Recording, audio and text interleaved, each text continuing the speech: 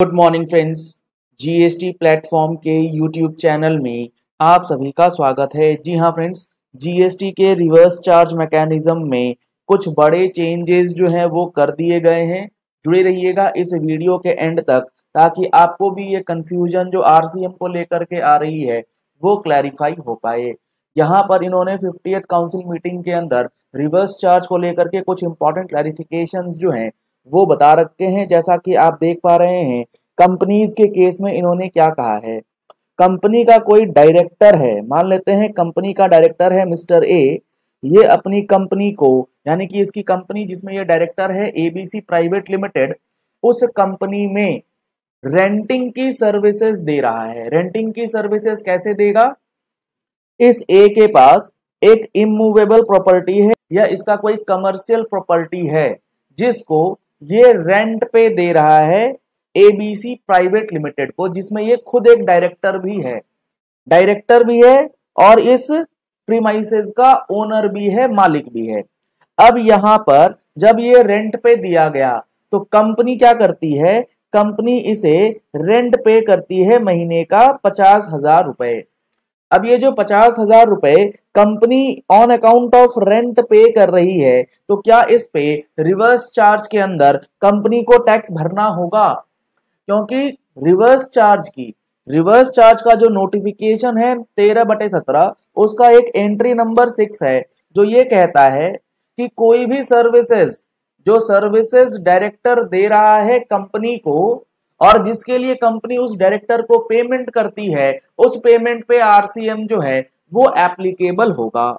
तो क्या इस रेंट के अमाउंट पर एप्लीकेबल होगा या नहीं? तो यहां पर इन्होंने क्लैरिफाई किया है कि ये जो रेंटिंग दी गई है ये किस कैपेसिटी में दी गई है, डायरेक्टर के किस कैपेसिटी में ये रेंट वाली सर्विस जो है वो मानी जाएगी। तो इन्होंने इसके लिए ये बता दिया है कि जो हमारा नोटिफिकेशन 13 है वो कहता है provided that tax on services supplied by director of a company और a body corporate is covered under reverse charge mechanism. यहाँ पर क्लैरिफाई किया है ये लिख करके कि it is clarified that the services supplied by a director of a company और a body corporate to the company और a body corporate in his private, ये इंपॉर्टेंट वर्ड्स हैं, इन हिज प्राइवेट और पर्सनल कैपेसिटी। अगर कोई director अपनी personal या private capacity में कोई सर्विस दे रहा है, कोई भी सर्विस दे रहा है अपनी कंपनी को, तो क्या उसके ऊपर रिवर्स चार्ज आएगा? जो ऊपर हमने डिस्कस किया है।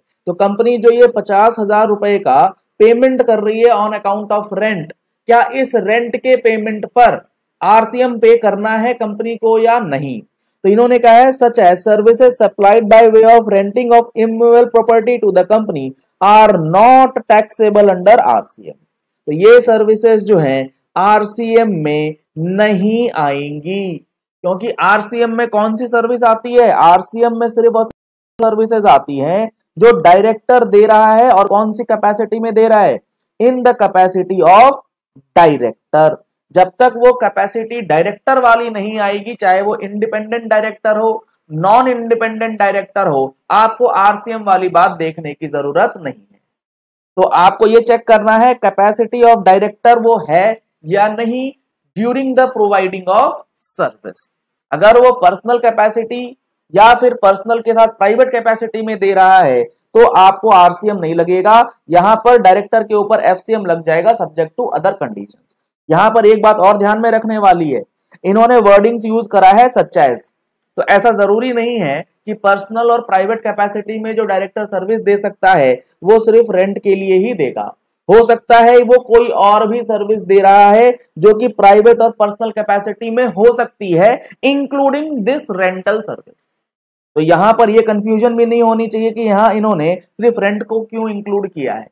रेंट को सिर्फ नहीं बताया, इन्होंने कहा है सच एज रेंट। इसके अलावे भी आपको एनालिसिस करके देखना है कि वो पर्सनल है, प्राइवेट कैपेसिटी है या नहीं। अगर है तो आरसीएम नहीं लगेगा, और अगर नहीं है, वो कैपेसिटी ऑफ डायरेक्टर में आ गया, तब तो लग जाएगा रिवर्स चार्ज मैकेनिज्म।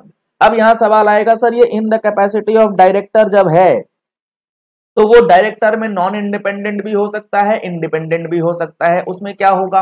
क्योंकि जो इंडिपेंडेंट डायरेक्टर्स होते हैं एज पर कंपनीज एक्ट, जो इंडिपेंडेंट डायरेक्टर्स होते हैं एज पर कंपनीज एक्ट कभी भी इंप्लॉई के डेफिनेशन में नहीं आ सकते, कभी भी वो इंप्लॉई नहीं हो सकते। भले उनका नाम इंडिपेंडेंट डायरेक्टर है बट वो कभी भी इंप्लॉई नहीं होंगे। तो कंपनी कभी भी इंडिपेंडेंट डायरेक्टर को कुछ पेमेंट करती है तो उसके ऊपर जो है वो रिवर्स चार्ज का ट्रीटमेंट किस तरीके से होगा, इसके लिए गवर्नमेंट ने एक सेपरेट सर्कुलर दे रखा है। तो फटाफट से एक बार आप इस सर्कुलर को भी समझ लीजिए। और रिवर्स चार्ज को लेकर के आपकी बतेरी क्वेरीज होती हैं। अगर आप जीएसटी रिवर्स चार्ज मैकेनिज्म के साथ साथ जीएसटी के पूरे प्रैक्टिकल एडवांस्ड फुल कोर्स को अच्छे से समझना चाहते हैं तो आप जीएसटी के इस पर्टिकुलर कोर्स को ज्वाइन कर सकते हैं जो चल रहा है अभी जीएसटी प्लेटफॉर्म के ऊपर।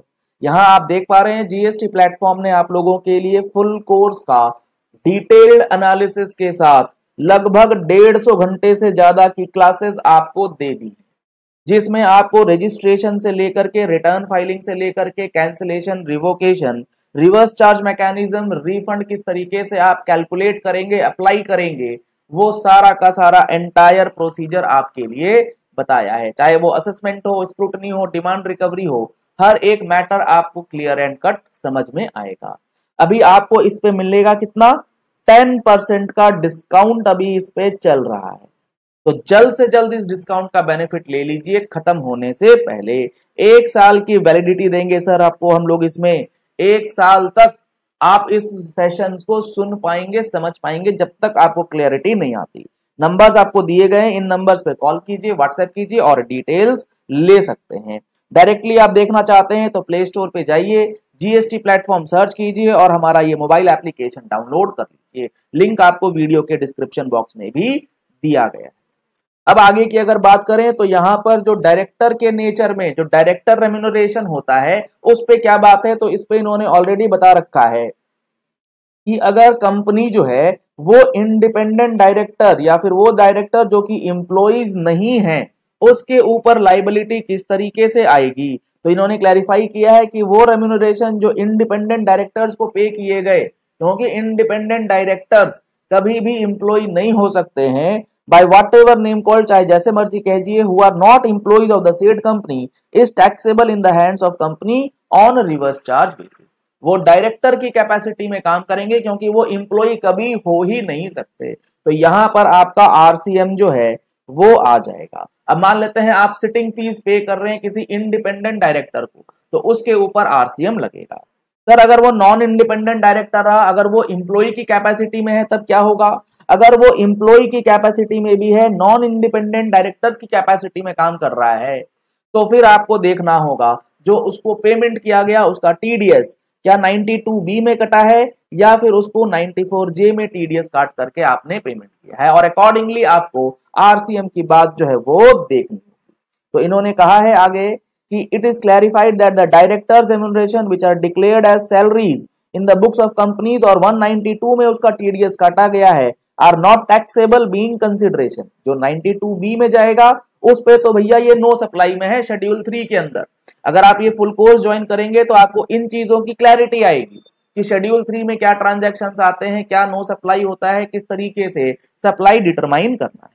तो उन्होंने वही बात करी, 92B शेड्यूल 3 का आइटम है, no supply, no treatment of GST. लेकिन उसके अलावे अगर डायरेक्टर रेम्यूनरेशन जो है वो पे किया जा रहा है और उस पे टीडीएस पे करते हैं 94J के अंदर, जो कि टेक्निकल और प्रोफेशनल फीस वगैरह होता है, shall be treated as considering for providing services which are outside the scope of schedule 3, और उस पे रिवर्स चार्ज बेसिस में कंपनी को आरसीएम का पेमेंट करना है।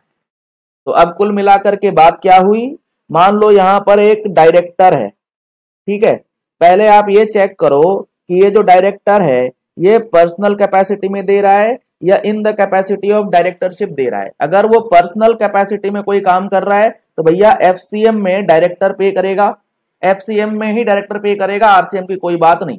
आरसीएम में तो तब बात आएगी जब वो डायरेक्टर होते हुए डायरेक्टर की कैपेसिटी में कंपनी को दे रहा है सर्विसेज। तो आप देखो कि 92B में है या अदर देन 92B, 94J वगैरह में आप टीडीएस काट रहे हो। 92B में तो कोई सप्लाई ही नहीं है, कोई क्वेश्चन ही नहीं है जीएसटी का, और यहां पर आपका आरसीएम जो है वो आएगा। ये है पूरा का पूरा क्रक्स। तो इस चीज को अब समझ लीजिए और अकॉर्डिंगली अपना बुक्स ऑफ अकाउंट्स जो है वो तैयार कर लीजिएगा, नहीं तो ऑडिट में जाकर के मामला आपका फंस सकता है। और important GST income tax amendments के लिए आप हमारी टैक्स मैगजीन का सब्सक्रिप्शन ले सकते हैं दिए गए नंबर्स पे कॉल या व्हाट्सएप करके, जिसमें काफी इंपॉर्टेंट रहने वाला है अगस्त महीने का एडिशन। जी हाँ फ्रेंड्स, एक इंपॉर्टेंट इंफॉर्मेशन आपको फटाफट और बता दूं, आखिरी टैक्स ऑडिट का समय चल रहा है। आपको बुक्स ऑफ अकाउंट्स बनाने में अगर दिक्कत आ रही है, आपके पास 2A 2B का रिकंसिलिएशन नहीं हुआ पड़ा, बहुत सारी दिक्कत है, क्लॉज 44 की दिक्कत है, इन सब को आप ऑटोमेट कर सकते हैं ऑटोमेशन टूल्स को परचेज कर। ऑटोमेशन टूल्स लेना चाहते हैं, इंपोर्ट टूल्स लेना चाहते हैं, तो दिए गए नंबर्स पे कॉल करके व्हाट्सएप करके आप इन टूल्स की जानकारी भी ले सकते हैं। Thank you and have a nice day.